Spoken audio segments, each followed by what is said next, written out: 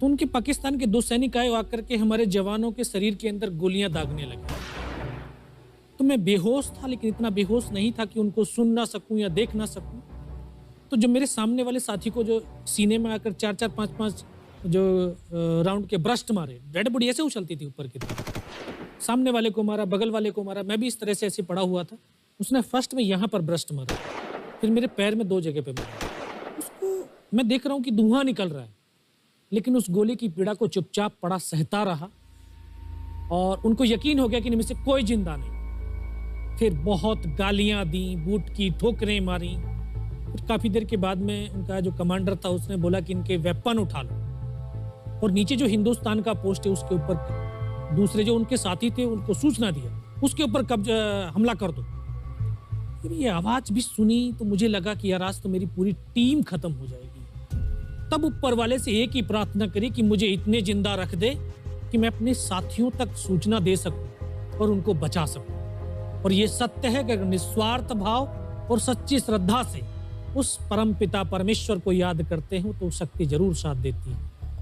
दोबारा से उसके साथी आए, पाकिस्तान के सैनिक आए और हमारे जवानों के शरीर के अंदर गोलियां दागने लगे। उन्होंने फिर उसी रोटेशन से गोली मारी, फिर भी मेरी बाजू में, पैर में गोली मारी।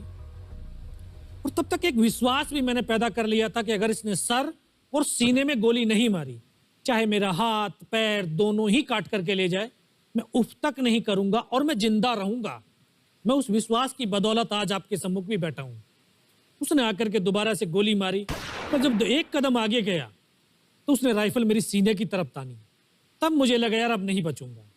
लेकिन कहते हैं कि जाको राखे साइयां मार सके ना कोई। और ये इस देश को हम भारत माँ बोलते हैं। जब तो बच्चे थे एहसास नहीं था, आज पता चलता है इसको माँ क्यों बोलते हैं, क्योंकि ये भारत माँ जैसा दायित्व और कर्तव्य का निर्वाह भी करती है। ये अपने बेटों की वीरता, शौर्य और पराक्रम को कभी दफन नहीं होने देती है। वाह क्या बात। तो शायद इस माँ भारती ने मुझे चुना होगा कि उसके बेटों ने जो शौर्य, वीरता और पराक्रम दिखाया उसको दुनिया तक पहुंचा सकूं। जब उसने गोली चलाई तो यहाँ पर पर्स में 5-5 रुपए के कुछ सिक्के भी थे।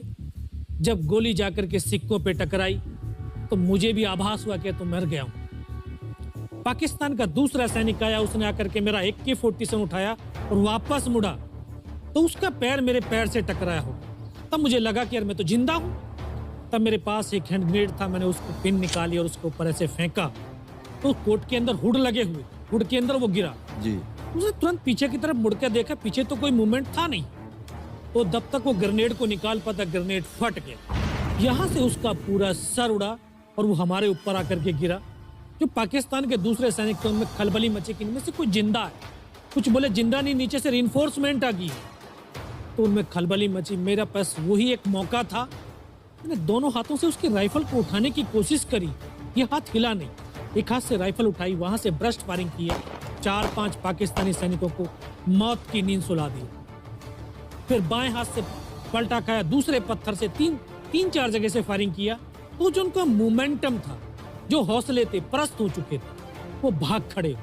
2-3 मीटर गया, जाके देखता हूँ सामने उनके लंगर चल रहे हैं, उनका लिविंग टेंट बना हुआ, उनके जो हैवी वेपन का डिप्लॉयमेंट था वो सब कुछ वहां पे लगा हुआ। उस समय जहन के अंदर एक ही पागलपन था, अपने साथियों को बचाना। फिर मैं वापस धीरे धीरे रेंगता हुआ अपने साथियों तक आया। फिर मुझे लगा कि इनमें से हो सकता है मेरी तरह कोई साथी होगा, जिंदा होगा। उनको देखा, किसी का सर फटा हुआ था, किसी के फेफड़े निकले हुए थे। बहुत देर बैठकर रोया भी, फिर अपने आप को संभाला। चारों तरफ बर्फ ही बर्फ, पहाड़ी पहाड़। यह भी पता नहीं कि हिंदुस्तान किधर है, पाकिस्तान किधर है। 2.5 साल की सर्विस, 19 साल की उम्र, न उम्र का तजुर्बा न सर्विस का अनुभव, जाऊं तो जाऊं कहां। तभी एक ऐसी शक्ति थी जो साथ दे रही थी। जब इसी शक्ति का आवाज हुआ, उसकी आवाज का आभास हुआ कि बेटा इस नाले से नीचे लुढ़क जा, मैं बहुत 500 मीटर लगभग नीचे रोल करता हुआ आया और अपने साथियों जो नहीं चढ़ पा रहे थे दुश्मन की भारी फायरिंग की वजह से, वहां तक पहुंचा। फिर उन्होंने मुझे पकड़ा, वो फर्स्ट एड दिया। फिर वहां से जो हमारे कमांडिंग ऑफिसर थे कर्नल कुशाचंद ठाकुर, फिर उनको सूचना दिया। तो ये लगभग 1:30-2 बजे का समय था। वहां से फिर कमांडिंग ऑफिसर तक मुझे ले जाया गया। फर्स्ट एड तो हुआ, लेकिन ब्लड इतना निकल चुका था कि दिखाई देना बिल्कुल बंद हो गया था। जब उनके पास पहुंचा तो उन्होंने बोला, बेटा मेरे को पहचानता है मैं कौन हूं? बस अब आवाज सुनाई दे रही है। बोला, मैं तेरा commanding officer colonel Kushal Chand Thakur. मैं, जय हिंद साहब, बहुत तेज सर्दी लग रही है। तो उनका जो लिविंग टेंट था उसमें के अंदर लेटाया, 3-4 स्टॉप जलवाए, थोड़ी सी गर्मी महसूस हुई। मैं कहा, साहब थोड़ा सा पानी पिला दो।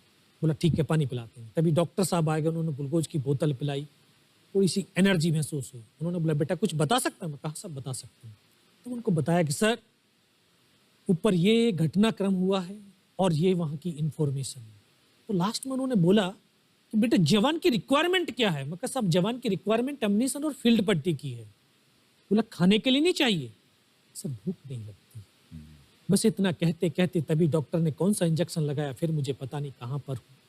फिर होश आया 3 दिन बाद, देखा ऊपर पंखा चल रहा है, पता चला कि 92 बेस हॉस्पिटल श्रीनगर, और वहीं से मुझे बेस हॉस्पिटल दिल्ली रेफर कर दिया और 16 महीने तक उस हॉस्पिटल में मैं रहा। 16 महीने तक आपका इलाज चलता रहा? जी।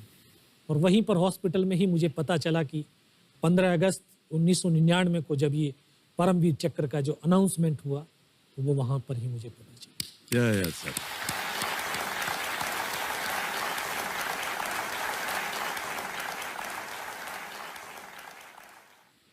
सर हमको यकीन नहीं होता कि कोई भी इंसान जब ऐसी परिस्थितियों से गुजरता है तो उसका बयान कैसे कर सकता है, लेकिन ये आपने अपनी बहादुरी का एक परचम जो है वो फैला दिया है। 15-15 गोलियां आपने खाई हुई अपने शरीर में, और सोच रहे हैं आप केवल देश के बारे में, सर देशभक्ति के बारे में। सैनिक के लिए सैनिक इम्पोर्टेंट नहीं है, उसका राष्ट्र इम्पोर्टेंट है। वो रहे ना रहे, लेकिन उसका राष्ट्र रहना चाहिए। क्या बात है, वाह वाह।